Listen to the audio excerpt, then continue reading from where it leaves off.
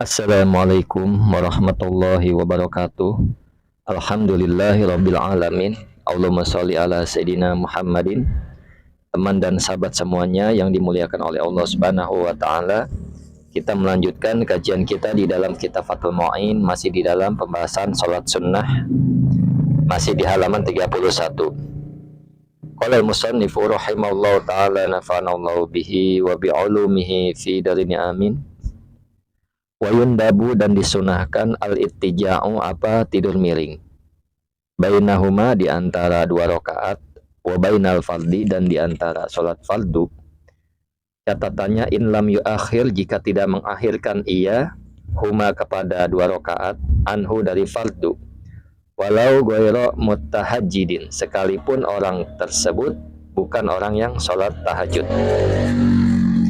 Jadi suatu kesunahan, ini orang jarang melakukannya ya.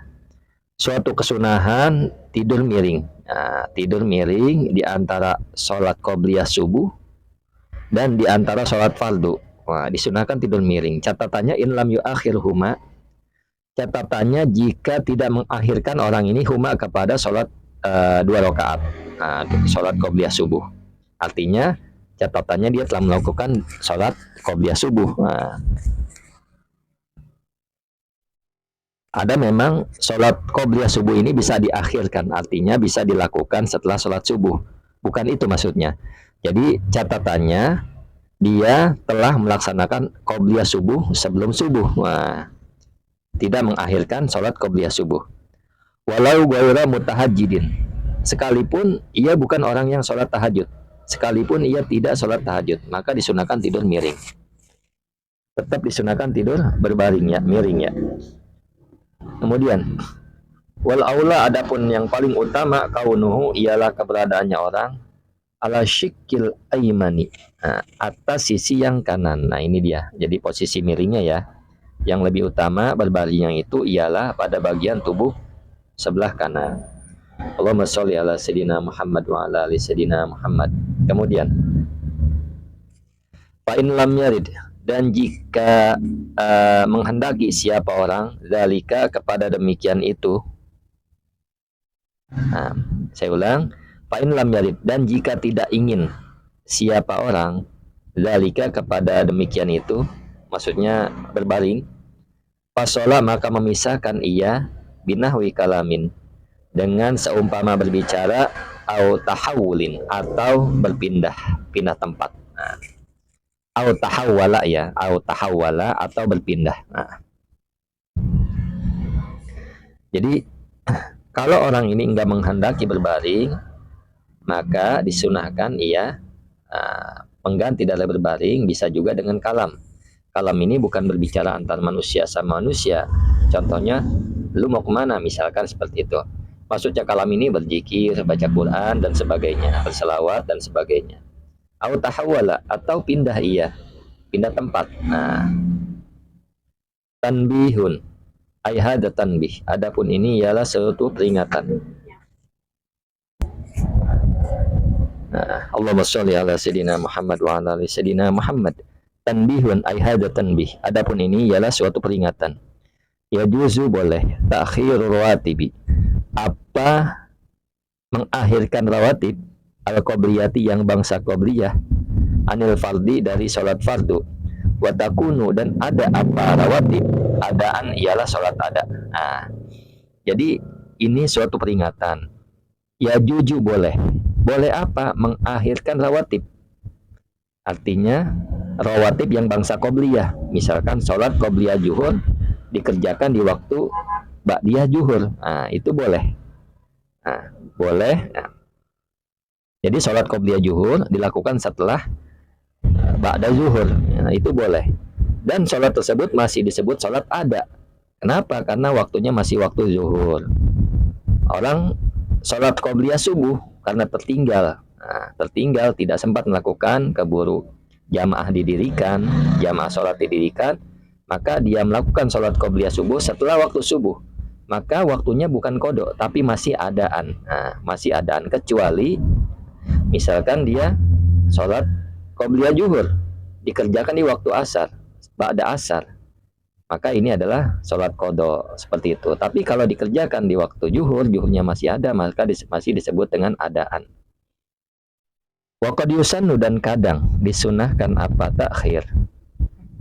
Kan hadoro, sebagaimana menghadiri, sebagaimana datang siapa orang, wassolatu, dan adapun sholat, tuqamu, ialah sedang dilaksanakan, sedang didirikan apa sholat, au qarubat, atau dekat, iqamatuha, apa iqamahnya sholat, bihaisu, dengan sekiranya, lau ishtagola, sekiranya jika menyibukkan siapa orang, biha, dengan rawatib, ya putuhu, maka akan tertinggal kepadanya orang, taharumul imami, apa takbiratul ihram imam, fayukrahu, maka dimakruhkan, asyuru'u, apa memulai atau mengerjakan, fiha, di dalam sholat sunnah rawatib. Nah, jadi hal-hal ini kadang-kadang disunahkan ya, kadang-kadang disunahkan mengakhirkan sholat rawatib, sebagaimana orang ini datang ke masjid tapi sholatnya sudah dilaksanakan, yang pertama keadaannya. Atau orang ini datang ke masjid, tetapi waktu qomat udah dekat.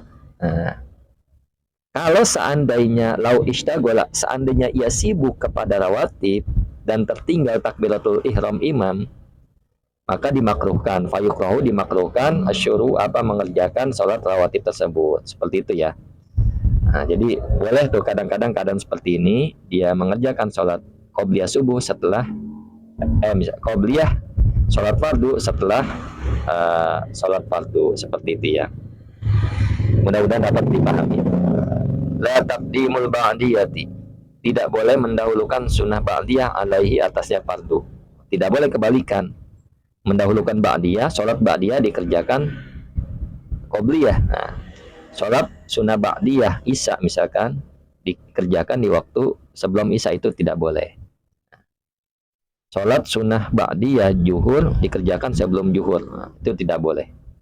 Balikan, sholat qobliyah zuhur dikerjakan ba'diyah setelah zuhur, maka ini dibolehkan, kadang-kadang disunahkan. Kenapa? Li adami dukhuli waktiha, karena tidak masuk waktunya ba'diyah, belum masuk waktunya, tidak ada waktunya. Wakadza, dan demikian juga boleh. Bismillahirrahmanirrahim, kita lanjut ya. Wakadza, dan demikian juga tidak boleh ba'da khurujil waktu, setelah keluar waktu, alal aujah, atas menurut kaul yang aujah.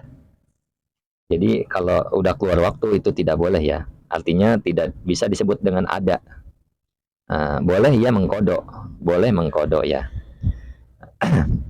Jadi misalkan dia tidak sempat sholat qobliyah zuhur, seharusnya kan dikerjakan karena dia terbiasa melakukan, dikerjakan di waktu ba'diyah zuhur, itu masih disebut dengan ada. Tetapi kalau sudah keluar waktu, itu tidak boleh. Artinya apa? Tidak disebut dengan ada. Ketika ia melakukan, ya niatnya kodoan, seperti itu, dia kodok. Bagaimana Nabi pernah melakukan hal ini di dalam kitab Sunan At-Tirmizi. Pada waktu Nabi mengurusi hartanya kaum muslimin, artinya permasalahan kaum muslimin, Nabi tidak sempat melakukan sholat ba'diyah zuhur. Kemudian Nabi mengerjakan di waktu setelah asar, artinya kan setelah keluar waktu. Jadi al-aujah ini catatannya al-aujah, artinya ada pendapat yang lain yang mengatakan boleh, seperti itu ya. Wal muakkadu, dan adapun yang dianjurkan minar rawatibi, dari sunnah rawatib, asyrun, ialah 10. Wa huwa, adapun asyrun, rakaatani, ialah 2 rakaat, qabla subahin, 2 rakaat sebelum subuh, wa zuhrin, dan 2 rakaat sebelum zuhur, wa ba'dahu, dan 2 rakaat setelah zuhur. Udah 6 ya. 2 rakaat sebelum zuhur, 2 rakaat setelah zuhur, 2 rakaat sebelum zuhur. 2 rakaat sebelum subuh, 2 rakaat sebelum zuhur, 2 rakaat setelah zuhur. Wa ba'da maghribin, dan 2 rakaat setelah maghrib. Wa isya'in, dan 2 rakaat setelah isya. 12 ya semua.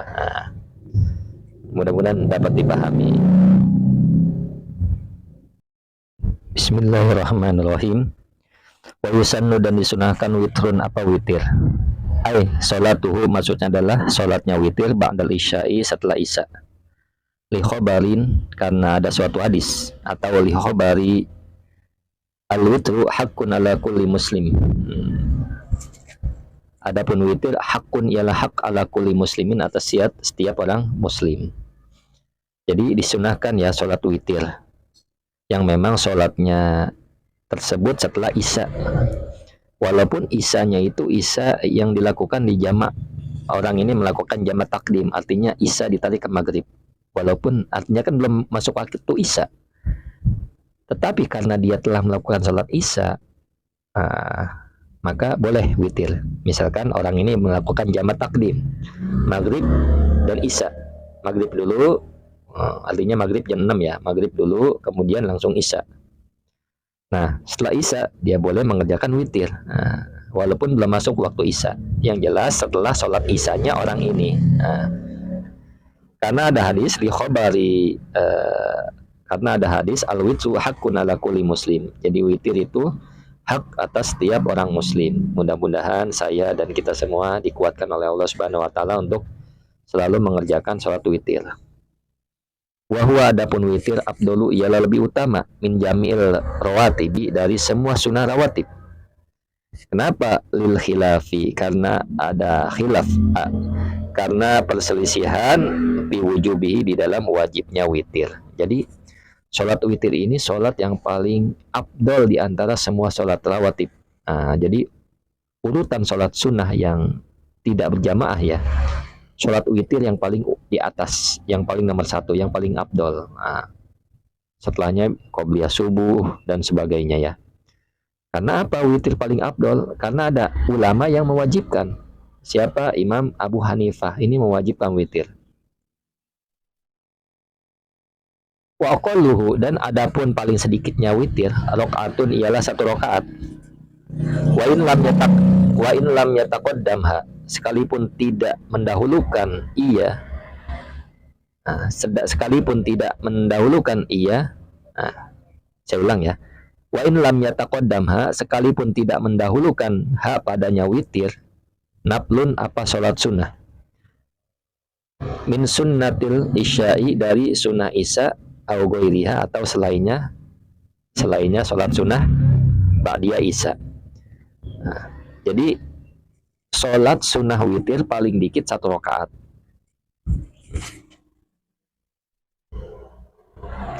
Meskipun orang ini tidak mendahului dengan sholat sunnah yang lain.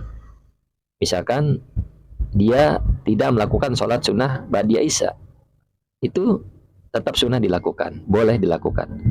Atau tidak didahului dengan sholat sunnah yang lain, tetap sunnah dilakukan dan sah dilakukan, paling sedikit memang 1 rakaat. Apalagi sebelumnya dilakukan sholat sunnah yang lain. Qala berkata siapa Imam Nawawi fil Majmu'i di dalam kitab Majmu', wa adnal kamali, dan adapun paling minimalnya sempurna salasun ialah 3 rakaat. Jadi paling sedikit tapi sempurna adalah 3 rakaat ya. Jadi paling minimalnya 1 rakaat, minimal kesempurnaan adalah 3 rakaat. Wa akmalu, dan adapun paling sempurna, paling sempurnanya witir, wa akmaluhu, paling sempurnanya witir, minhu dari 3, homsun ialah 5 rakaat, fasab'un kemudian 7, fatis'un kemudian 9. Jadi paling sempurnanya sedikitnya 3, kemudian 5, kemudian 7, kemudian 9. Semakin banyak semakin sempurna. Wa aksaruhu, dan adapun paling banyaknya witir, ihda asyrota ialah 11 rakaatnya. Jadi paling banyak witir itu 11 rakaat. Fala yajuzu, maka tidak boleh aziyadatu apa lebih atau menambah, alaiha atasnya 11 rakaat biniyatil witri dengan niat witir.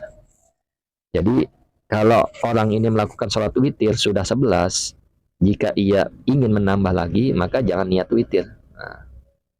Witir itu paling banyak 11. Nah, ketika mau lebih maka jangan diniatkan sholat witir. Wa innama, dan hanya saja, yuf'alu, dikerjakan, al witru, apa witir, autaron, dengan hitungan ganjil. Jadi witir ya dikerjakan dengan bilangan ganjil. Walau ahroma, jika bertakbiratul ihram siapa orang, bil witri, dengan witir, falam yanwi, dan tidak berniat ia, ada dan kepada jumlah rakaat, soha, maka sah apa witir. Jadi ketika ada orang bertakbiratul ihram niat witir, tetapi tidak meniatkan bilangan tertentu 1, 3, 5, tidak mengatakan itu di dalam hatinya, tidak niat bilangan tertentu, maka soha, maka sah witirnya, tetap sah ya. Waktu sorok, dan meringkas siapa orang, alama, atas perkara, sya'a, yang berkehendak ia, minhu, darinya, ma, alal aujah, atas kaul yang aujah. Artinya orang ini dapat mempersingkat pada rakaat yang ia inginkan. Artinya gini, ketika seseorang niat witir tapi tidak menyebutkan bilangan rakaatnya, ketika di tengah-tengah sholat dia ingin 3 atau ingin 5, maka sah dilakukan, boleh dilakukan. Nah, ketika di tengah-tengah ya, dia menghendaki 5 misalkan, boleh dilakukan. Nah, maka ketika seseorang bertakbirul ihram dengan niat witir dan tidak niat bilangannya, maka sekehendak dia pada di tengah-tengah sholat, mau 5, mau 3, mau 7, dan sebagainya. Kemudian qala, berkata Sayhuna, siapa guru kami, Ibnu Hajar al-Haytami, wa ka'anna, dan seakan-akan, bahsa ba'dihim, apa pembahasan mereka para ulama, ilhaqahu, akan menyamakan witir bin naflil mutlak, dengan sholat sunnah yang mutlak, min anna, dari sesungguhnya, lahu, ialah boleh baginya orang, idanawa, jika berniat siapa orang, ada dan kepada bilangan rakaat, ayazida, akan menambah ia, au yungkiso, atau akan mengurangi ia, tawahamuhu, ialah persepsinya para ulama, min dalika, dari itu, min anna lahu idanawa adadan ayazida au yungkiso, wahwa, adapun tawahumun, atau dugaan, walatun, ialah kekeliruan, sorihun, yang jelas. Jadi guru kami berkata, Syekh Ibnu Hajar al-Haytami, jadi seperti pembahasan mereka bahwasanya menyamakan witir dengan sholat sunnah mutlak. Nah, dari keterangan tersebut bahwasanya boleh, kata pembahasan mereka nih, boleh bagi orang ketika dia berniat kepada jumlah rakaat, kemudian di tengah-tengah ia menambah atau mengurangi, maka persepsi itu atau dugaan itu adalah dugaan kekeliruan yang jelas, artinya salah. Tidak boleh kalau ia berniat misalkan sholat sunnah witirnya 3 rakaat, dia berniat 3 rakaat atau 5 rakaat, maka di tengah-tengah sholat berubah, itu tidak boleh. Nah, tidak boleh. Wa qauluhu, dan adapun perkataan ba'duhum, inna fi kalamil Ghazali, bahwasanya yaitu di dalam kalam Ghazali, anil Fawroni, dari Imam Fawroni, ma, adapun perkara, yu'khodu, yang diambil, minhu, dari ma, dalika, apa hal itu, bertambah dan mengurangi, wahmun, ialah dugaan, aidon, juga. Saya lanjut, wahmun,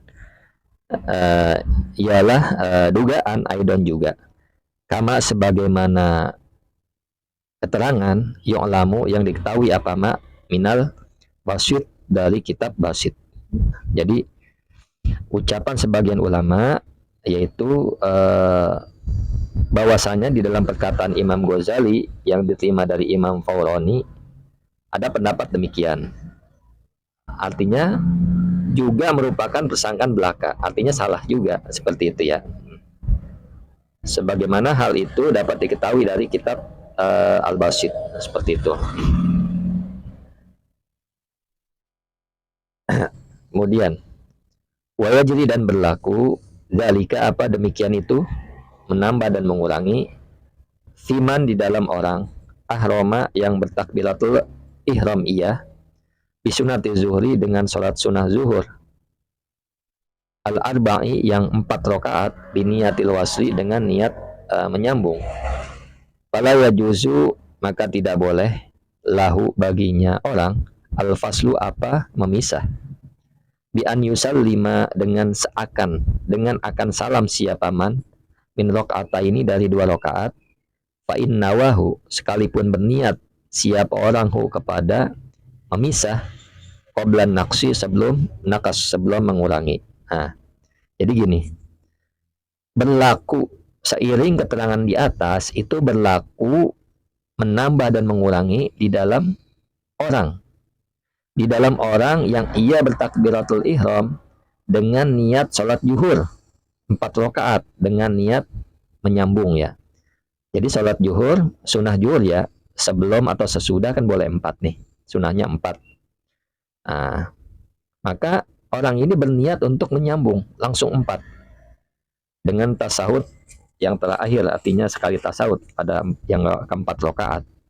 Maka kalau demikian dia sudah berniat menyambung dengan 4 rakaat, fala yajuzu maka tidak boleh bagi orang tersebut memisah karena sudah niat menyambung.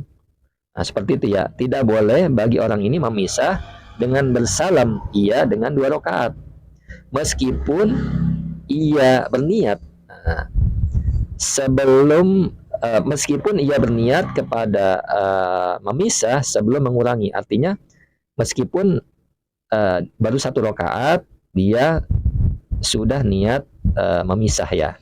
Sudah niat memisah. Sholat zuhur, sholat sunnah zuhur 4 rakaat.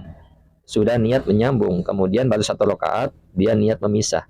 Maka ini tidak boleh, tetap aja harus disambung sampai 4 rakaat. Nah, seperti itu ya. Hilapan hal dalam keadaan berbeda, liman bagi ulama ya. Wahima yang menunggak sia fihi di dalamnya aidon juga.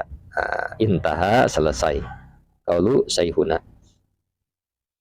Nah, jadi lain halnya menurut ulama yang juga menduga tentang bolehnya hal tersebut. Jadi artinya kita ikut saja yang tidak boleh ya. Nah, jadi sepantasnya atau seyogyanya kita lakukan yang normal-normal saja. Ya kalau 4 rakaat qobliyah zuhur atau setelah zuhur maka kita lakukan 2 saja seperti itu ya.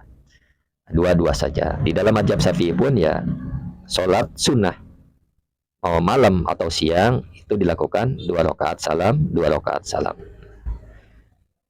Syukran ala ihtimamikum. Assalamualaikum warahmatullahi wabarakatuh.